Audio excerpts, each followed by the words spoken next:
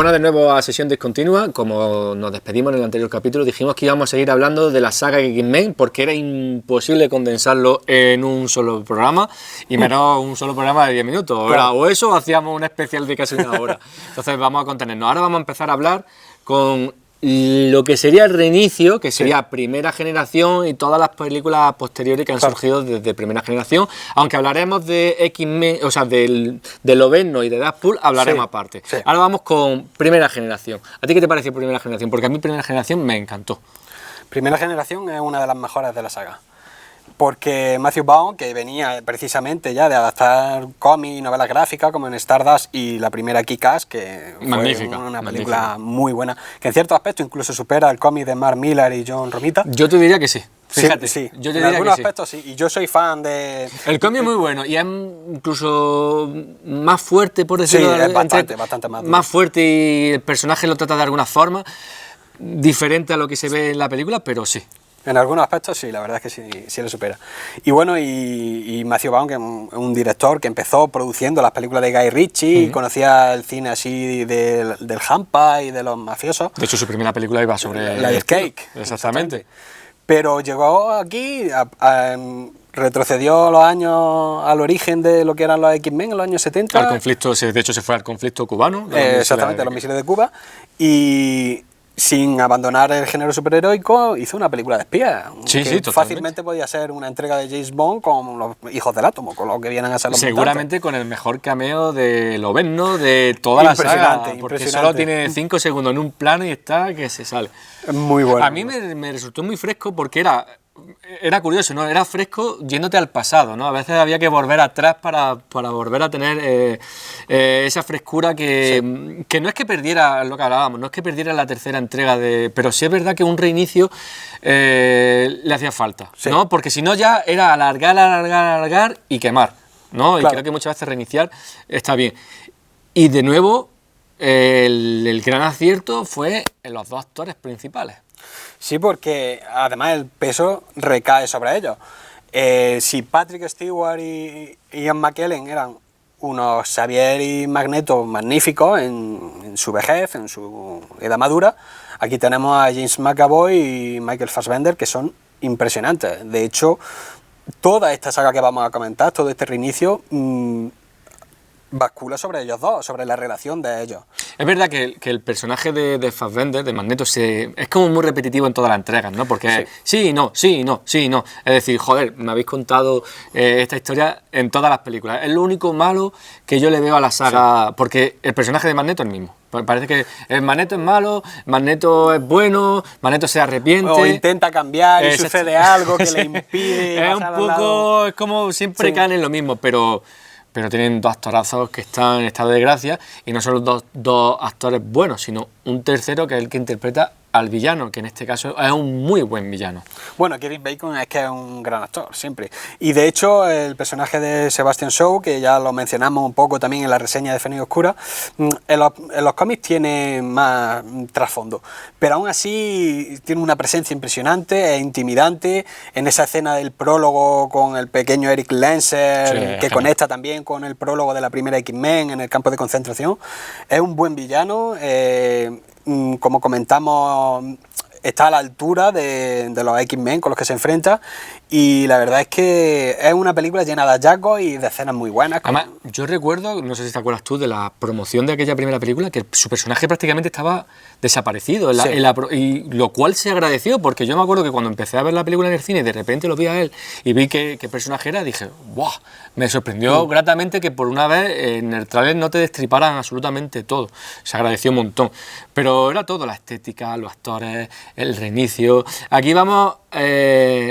Quizás lo que comentábamos en el primer programa de esta saga era Jennifer Lawrence. Y no porque Jennifer Lawrence sea una mala actriz, que ha demostrado con creces que lo es, sino porque quizás con su elección el personaje de Mística se dulcificó, ¿no crees? Puede ser que si tuviera relevancia, que ella viniera de ganar un Oscar y ya hubiera interpretado algunos blockbusters, y ese viraje hacia la heroicidad cuando el personaje había sido una villana en los cómics, posiblemente vengan de sus decisiones. De hecho, la rumorología así lo defiende. Pero por lo menos en esa primera película a mí me gusta, porque la relación que tiene con Xavier tiene pozo, tiene fuerza y a mí me convencía, pero luego ya vimos cómo derivó en ciertos aspectos y molestó mucho a los fans también. Sí, pero aún así, en general la película muy buena. Y luego se hizo la continuación, todos pensábamos que iba a continuar el director, pero el director no continuó, porque es verdad que también se fue a hacer, si no recuerdo mal, Kissman en aquella época. Sí. Por eso no quiso continuar. Seguía como productor, pero muchas veces pensamos que porque la gente sigue de productor va a mantener... Pero no, es verdad que volvió Bryan Singer y la cosa cambió. Sí, bueno, y de hecho lo que comentaba de Matthew Vaughn es muy importante mencionar que aparte de él se fue su colaboradora a los guiones, su habitual colaboradora, que es Jane Goldman, que es una magnífica guionista, que Matthew Vaughn le debe muchísimo a su prosa, porque ella ha colaborado con él en Kingsman, en Kick-Ass, luego ha hecho ella trabajos como guionista para otros directores, como La Mujer de Negro, y es una autora que hay que tener en cuenta. Pero como tú bien comentas, Bryan Singer vuelve, el guión de lo que sería X-Men, Días del Futuro Pasado, todavía tiene parte del trabajo de Matthew Vaughn y Goldman, pero Singer llega para retomar la saga que él pensaría que le pertenecía y en cierta manera así lo era. Y volvemos a que adaptan uno de los arcos más famosos de la historia de los cómics. La saga homónima, Días del Futuro Pasado, una vez más, escrita por Chris Claremont y dibujada por John Byrne. En verdad son un arco solo de 2 números, pero que marcaron también un punto de inflexión en los cómics de X-Men por utilizar la distopía y un tono muy oscuro. Y aquí volvemos a retomar el personaje de Lobezno, es porque se puede decir que prácticamente el auténtico protagonista de esta entrega es él. Claro, él es el que centra todo el relato, el que une las dos épocas, porque X-Men Días del Futuro Pasado es una película de viaje en el tiempo. Sí, sí.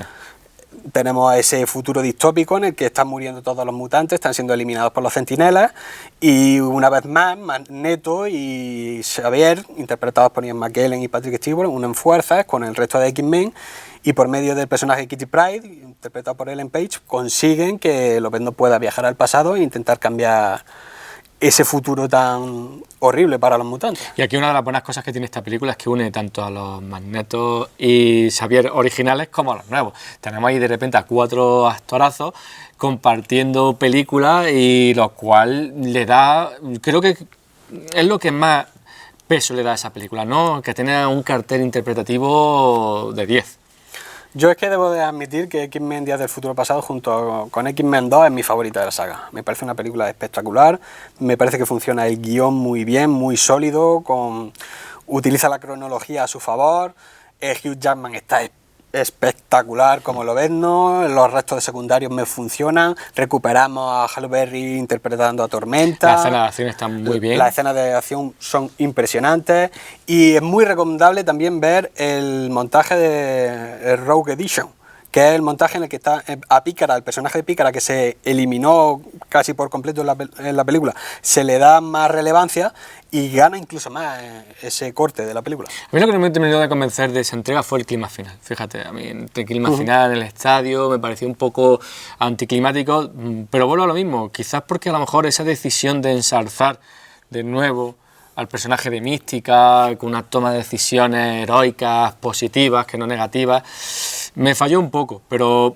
bueno, por ponerle un pero, es verdad que a mí yo también disfruté muchísimo con esta entrega, porque a mí me gustan también mucho las películas de viaje en el tiempo, además estaban muy bien enlazadas, cómo el tiempo cómo mantenían todavía la tensión del futuro / presente, mientras que en el pasado estaban intentando, cómo jugaban como cuando Lobezno se perdía y luego volvía, era una genialidad. Sí, ciertamente. Pero la verdad que era una segunda entrega de este nuevo reinicio muy bien, y luego llegó Apocalipsis, que para mí Apocalipsis, cuando yo vi la primera escena dije, muy bien, esa primera escena, no sé, me llamó la atención, de hecho creo que aquí ya fue cuando empezaron a poner escenas postcréditos en la segunda entrega, ¿no? Porque ya te adelantaban que esta tercera iba a ser de Apocalipsis, vi Apocalipsis, me gustó la primera escena, me pareció bastante sangrienta, ojo, sin verse mucho, pero era muy violenta, bueno, más que sangrienta, violenta, y pensaba que iba a tirar por muy buen camino, pero luego no terminó de cojar. Que por cierto, creo que se nos ha olvidado comentar algo del reinicio de la saga, que fue la escena de Quicksilver, que creo que deberíamos de mencionarla porque estuvo realmente bien. La primera escena potente suya, que tuvo en su primera aparición, que es en Días del Futuro Pasado. Y para mí la mejor, porque luego, como vamos a comentar en Apocalipsis, hay otra escena también en la Mansión X, pero ya es un poco over the top. Sí. Querer exagerado un poco más. Quizás más divertida, más graciosa. Con un tono más cómico dentro de la situación dramática. También más espectacular, porque no es lo mismo la escena en la que transcurre en la cocina que la escena en la que transcurre en una explosión de la mansión, pero sí es verdad que era más de lo mismo. Sí, porque aparte de que la escena era muy potente, Bryan Singer se creció. Sí. La versión de Quicksilver de esta saga tenemos que admitir que es mucho mejor que la de Marvel Studios de Vengadores la Era de Ultron. En la que es gracioso porque no son mutantes, son mejorados, ¿no? Exactamente. Por tema de derechos no le permitían utilizar la palabra mutante, que era una tontería, y ni siquiera podían ser los hijos de Magneto, cuando todos sabemos que eran los hijos de Magneto. Tanto él como Wanda. Exactamente. Pero, bueno, pues empieza Apocalipsis y no está a la altura, por decirlo de alguna forma.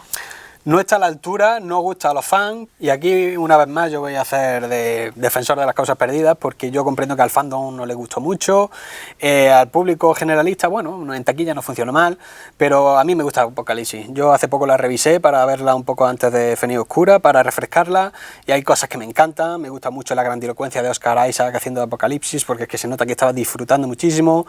Me gustan los secundarios, hay subtramas que me atraen muchísimo, la ambientación. Y luego, para mí, una escena que es icónica en la saga, aunque hay gente que está de acuerdo conmigo y otra que no, esa escena de Magneto destrozando completamente Auschwitz, como dando inicio a un nuevo mundo, es muy potente. Me parece espectacular. A mí lo que quizá me falló fue la caracterización de Apocalipsis. Y ahí podemos volver a un tema que hemos comentado en algunos de los vídeos, el poder de los fans, que en cierta manera para estas cosas sí funciona, como tú comentabas con la película de Sonic. Cuando salieron las primeras imágenes de la caracterización de Apocalipsis, la gente quejándose que parecía un villano de Power Rangers, porque tenía unos colores morado, violeta, que no quedaban bien, y luego lo cambiaron cuando sí, pero aún la así película. la imponencia, porque una de las cosas que tiene Apocalipsis es la imponencia. Tú cuando ves el cómic es un personaje imponente, es como le pasa, sería por decirlo de alguna forma el Thanos de este origen. Y ahí en cambio, bueno, pues ves, es que estás viendo al actor y es como, bueno, sí, ya está, venga. Luego es verdad que tiene ese momento en el que crece, aumenta de tamaño y es súper agresivo y es un personaje muy agresivo, muy violento, pero a mí me falló un poco, me pareció que la caracterización del personaje como tal no estaba de todo conseguida, pero bueno. Y ya está nuevo bueno, ahí que vamos a hacer en los extras hay una escena que decía que no sé si era por referencia a la tercera parte de la trilogía original, que las terceras partes siempre habían sido las peores, ¿no? Sí. O haciéndose autorreferencia, no sé, era... ¿Cómo Hombre, yo creo que Bryan Singer se refería a la decisión final, pero claro, es que mucha gente en un tono irónico dijo que ese comentario que hacía Jean Grey, la Jean Grey joven de Sophie Turner, parecía que estaba hablando de la película. De su propia película, sí. Exactamente. Es curioso cómo se sueltan ellos mismos pullitas. Pullitas, sí. Y bueno, luego tenemos, para terminar, que ya hablamos de ella, por lo cual no vamos a hacer hincapié en Fenix Oscura, que a diferencia de la otra sí ha sido bastante decepcionante. No por la acción, vuelvo a lo mismo, creo que de hecho tiene de las mejores escenas de acción grabadas de toda la saga X-Men, y digo esto porque la vi muy artesanal. Yo veía al especialista, veía que el especialista veía muchas escenas de cable luego borrado digitalmente, y eso me encantó, que no se recurriera solo al efecto digital, al muñecote hecho digitalmente que da piruetas, que eso es lo que pasa mucho en las películas de Marvel. Y eso lo agradecí mucho. Y el clima final en el tren también me gustó mucho, pero... Esa posiblemente es la mejor escena de la argumentalmente película. Y en términos de personajes, decepcionante. Para mí, de las más flojas de la saga. Pero bueno, tenemos Días del Futuro Pasado, tenemos esa primera generación y en menor medida tenemos Apocalipsis, que cumplen. Apocalipsis cumple y las otras dos, para mí están muy bien. Sí, son muy buenas. Sobre todo, primera generación y Días del Futuro Pasado, para mí, intachable a las dos. Y aquí lo vamos a dejar, porque queríamos seguir hablando del universo X-Men tanto con Lobezno como con Deadpool, pero eso lo vamos a dejar para una última entrega de la saga X-Men. Así que, bueno, nosotros nos despedimos. Os emplazamos a ver ese tercer y último capítulo de la saga X-Men. Espero que os haya gustado y nos vemos en un par de días. Hasta pronto.